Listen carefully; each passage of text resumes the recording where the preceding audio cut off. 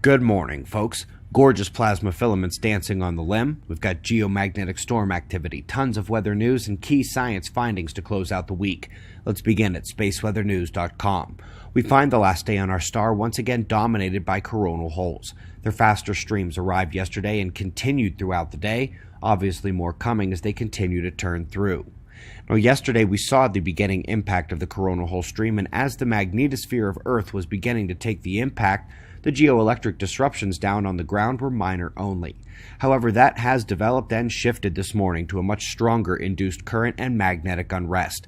Now, these are still 1 to 2 orders of magnitude too small to cause major disturbances.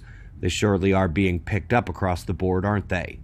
Now let's look at the solar wind, and in purple we see that the plasma speed has stabilized around 600 kilometers per second or just above that. That is strong enough with this density in the stream to produce geomagnetic storms. We crept up into level 2 storm conditions at KP6, magnetometer showing the transition from calm curves to magnetic perturbations by the solar wind stream. Eyes open for more. Folks, it was 2 days ago that we alerted Western Europe to the deluge coming. France, Spain, Italy have all taken flash flood conditions from those storms we saw slated to roll through. 3 dead so far.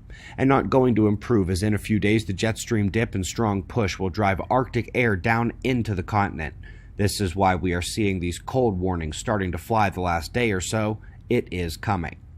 Meanwhile, the same jet is already twisted and bent over the United States. We know the western side is taking cold and snow, but what's going to run up the other side on the east is a tropical system in the Gulf. It will make landfall today and into tonight, so eyes open in the Gulf states there. Meanwhile, folks, this is the GOES fire return, and north of San Francisco Bay Area we see the red flashing. It is indeed a tremendous fire, forcing evacuations for thousands of people. All the best to those caught and escaping the flames there.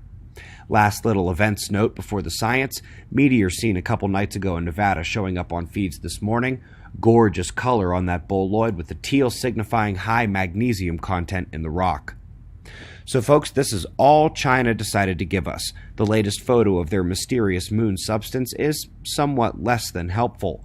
I've played with the lighting to pull out some of the bright reflecting specks amidst the material, which they say looks like solidified goo. The imagination is running faster than the information inflow on this one. Let's go to the sun, because a common misconception should be removed. Angular momentum of celestial objects is not conserved or constant, a common mistake. In a new work, we find the sun's angular momentum loss due to solar wind outflow using 2 decades of data. Good update on those numbers there, and just a good FYI for everyone. And another good example would be how Earth's orbit is getting about a centimeter or 2 further from the sun every year. Nothing we're going to notice at that rate, and again, just an FYI. Let's use Hubble to transition out into deep space. This is NGC 4194, and they call it Medusa, but it's actually 2, a merging galaxy seen, and those mergers will be a cosmic theme today. Because up next we have an unassuming portion of space until you point the X-ray scopes at it, and then, good golly, how were you just hiding in plain sight there? They say that each of these north and south groups set to merge are actually 2 groups, so there are 4 altogether, coming together with 2 of them already grouped into each of the north and south. And they say that they've already done one dancing pass by each other and have a full merger on deck. Now granted, it's 3 billion light years away, so that merger has already happened, and we're just waiting for the light to arrive. But alas, they say the final structure will be one of the largest in the universe, or already is, and we just don't see it. And speaking of that, in one of the greatest examples of we don't see everything out in space, a tremendous structure has now been revealed to be a little more than a little bigger than they realized. While trying to 3D model the known massive structure, they found and confirmed enormous north and south extending features. The central square is what they knew.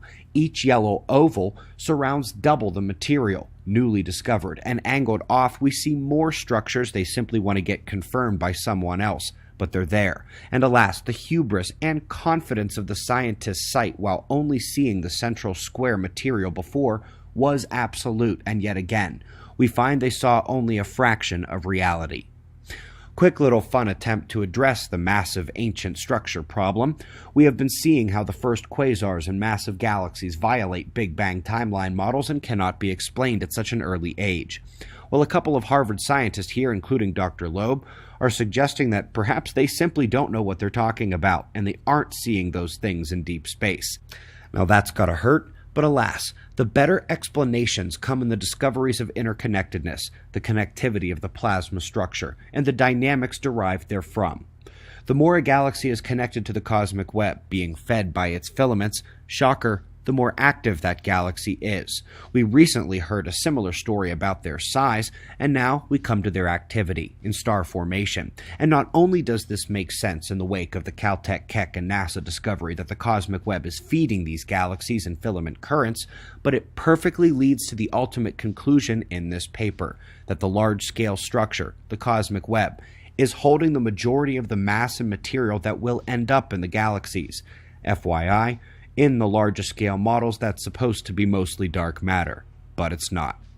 Last note, folks, for those who liked and wanted to just share the mind war or truth crisis portion of yesterday's news show, it has been posted publicly, standalone, on our Facebook page. Folks, Kat does giveaways, shares inside photos, and more on a regular basis, and is gearing up for major giveaway runs here in the next 2 months, so please give us a follow there. We greatly appreciate your support. We've got wind map forecasts and shots of our star to close, and we'll do this all again tomorrow, right here. But right now, it's 5:15 a.m. in the new Valley of the Sun. Eyes open, no fear. Be safe, everyone.